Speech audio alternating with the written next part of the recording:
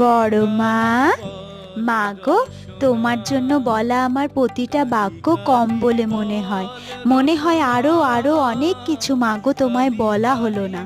বড় মা, তুমি ভালো থেকো, সুস্থ থেকো, ভক্তের অন্তরে বিরাজ করো মা, নাশ করো সকল মলিনতা।